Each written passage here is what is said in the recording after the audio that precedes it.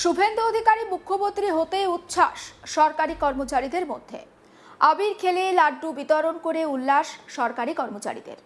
আর এমনই ছবি ধরা পড়েছে মালদা জেলা প্রশাসনিক ভবন চত্বরে। 2026 সালে একক সংখ্যাগরিষ্ঠতা নিয়ে ক্ষমতায় এসেছে বিজেপি। শুভেন্দু অধিকারী মুখ্যমন্ত্রী হয়েছেন, সরকারি কর্মচারীরা উল্টে গিয়েছে 100%। বিধানসভা নির্বাচনের ফলাফল অন্তত এমনটাই ইঙ্গিত দিচ্ছে। দীর্ঘদিন ধরে বঞ্চনার শিকার সমস্ত শ্রেণীর সরকারি কর্মচারীরা। সপ্তম পে কমিশন থেকে ডিএ বাকি দীর্ঘদিন। এই নিয়ে দীর্ঘদিন ধরেই রাজ্যের সঙ্গে সরাসরি না হলেও সংঘাত সৃষ্টি হয় সরকারি কর্মচারীদের। এবার তার প্রভাব পড়ল ভোট বক্সে। বিজেপি সরকারের ওপর আস্থা রেখে ভোটের পর পদ্ম শিবির তারা কিন্তু ভোটে একেবারে তাদের যে ছাপ তারা সেটা দিয়েছে। সরকারি কর্মীদের বেশিরভাগ ভোট নিয়েছে পোস্টাল ব্যালটের পরিসংখ্যান বিরোধীদের ঝুলিতেই গেছে এবং সেটাই অন্তত সমীক্ষা বলছে।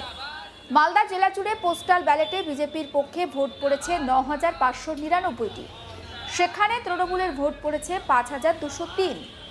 দক্ষিণ মালদায় বিজেপির সভাপতি অজয় গাঙ্গুলি জানিয়েছেন, তৃণমূল সরকারি কর্মচারীদের নিয়ে গর্ববোধ করতেন, কিন্তু সরকারি কর্মচারীরা তৃণমূলকে নিয়ে গর্ব করতেন কিনা সেটাই হচ্ছে লাখ টাকার প্রশ্ন।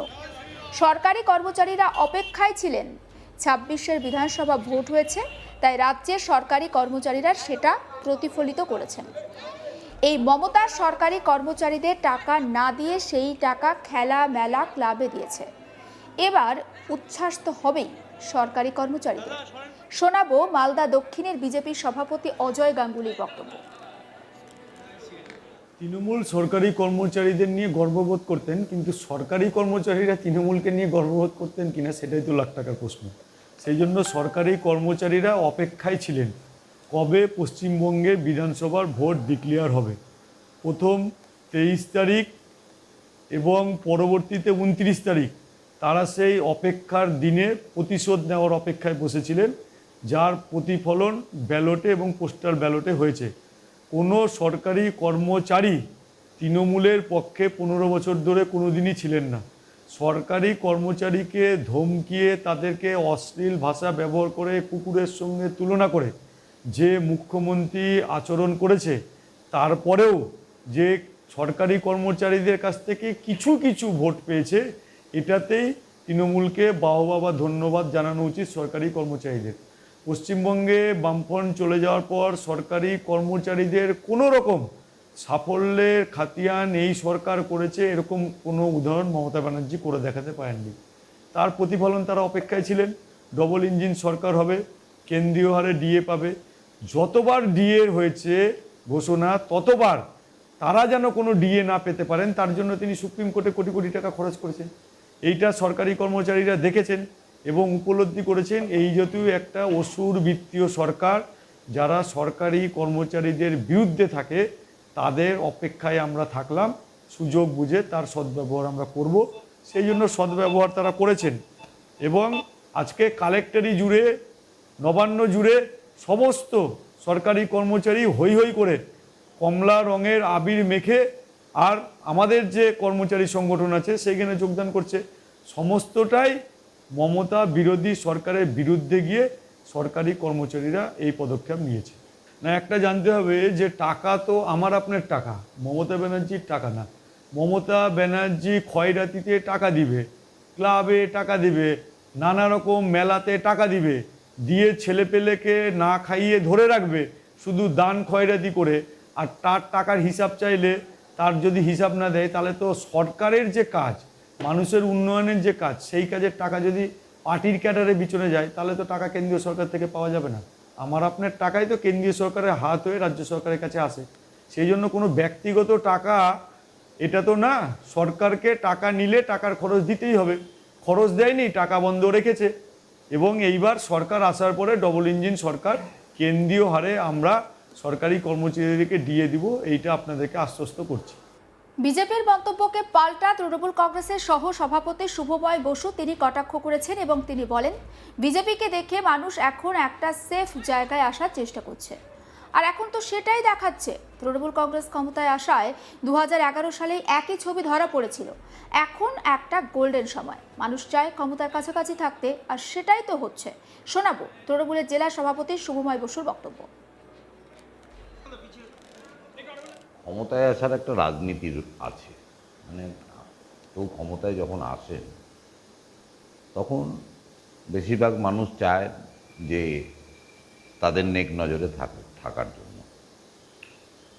তো এই ফ্যাক্টরি কোনো কাজ করছে। আমরা সরকারি কর্মচারী ইউনিয়নের বা যে জায়গাগুলোই বলুন না কেন, এখন একটা শো আপ চলছে, গোটা পশ্চিমবাংলা জুড়ে চলছে। স্বাভাবিকভাবে এখন পশ্চিমবঙ্গ সরকারে বিজেপি এসছে, এটা আমরা দ্ব্যর্থহীন ভাষায় বলছি। এবং বিজেপি আসার ফলে যারা নিজেদেরকে মনে করছে যে আমরা একটু বিজেপিকে দেখিয়ে সেফ জায়গায় থাকব, এই চেহারাগুলো এখন আস্তে আস্তে আস্তে আস্তে তাদের বেরিয়ে পড়বে। মানুষ সবসময় সেফ জায়গায় থাকার একটা চেষ্টা করেন, আমরা মনে করি সেই ঘটনাই ঘটছে। এবং বিগত দিনে একই 2011 সালে ওই একই চিত্র দেখা গিয়েছিল, সেই চিত্রই এখন দেখা যাচ্ছে। মানুষ সেফ জায়গায় থাকার ভালো মনে করেন। আর এখন নতুন সরকার গঠন হয়নি, নতুন সরকার গঠন হবে, রাজ্য বাজেট হবে। স্বাভাবিকভাবে একটা গোল্ডেন টাইম, মধুচন্দ্রিমা টাইম থাকে। স্বাভাবিকভাবে মানুষ এইসব সময়ে মানুষ চায় ক্ষমতার কাছাকাছি থাকার জন্য। সেই জিনিসগুলোই প্রতিফলিত হচ্ছে। এটা একটা সাইকোলজিক্যাল ব্যাপার। আমরা মনে করি, আমরা রাজনৈতিক কর্মী, তো আমাদের এই জিনিসগুলো আমরা প্রথম থেকেই দেখে আসছি। বামফ্রন্ট দেখেছি, তৃণমূলে আমরা আছি, বিজেপি আসলো। তো সুতরাং এই জিনিসগুলো আমাদের কাছে নতুন কিছু বলে মনে হয় না। তো সুপ্রিম কোর্টের রায়ের পরে দাও দিতে শুরু হয়েছিল। ফ্যাক্টর দেখুন, একটা কথা জিনিস পরিষ্কার আছে, পশ্চিমবঙ্গ সরকারকে তো বঞ্চনাও করা হয়েছে, অনেক কেন্দ্রীয় টাকা আটকিয়ে দেওয়া হয়েছে। মমতা ব্যানার্জি চেষ্টা করেছেন স্বল্প ক্ষমতার মধ্যে সমস্ত শ্রেণীর মানুষের কাছে থাকার। এখন মানুষ যদি আমাদেরকে না চান, তাহলে স্বাভাবিকভাবে ক্ষমতার থেকে আমাদের সরে যেতে হবে। সেটা ঠিক আছে, রাজনীতিতে সবসময় গুড টাইমে আপনার থাকবে, এটা আপনার ভাবা ভুল। এই ভাবনা থেকে যারা রাজনীতি করেন তাদের ভাবনাটা আমি মনে করি ভুল। সাধারণ মানুষকে আমরা এই ব্যাপারে কোনো দায়ী করতে চাই না। সাধারণ মানুষ যেটা ভালো ভেবেছেন, ওরা ভেবেছেন যে মমতা ব্যানার্জির থেকে আরও বেশি সুযোগ সুবিধা এই সরকার দেবে। আমরা সেই অপেক্ষায় থাকলাম।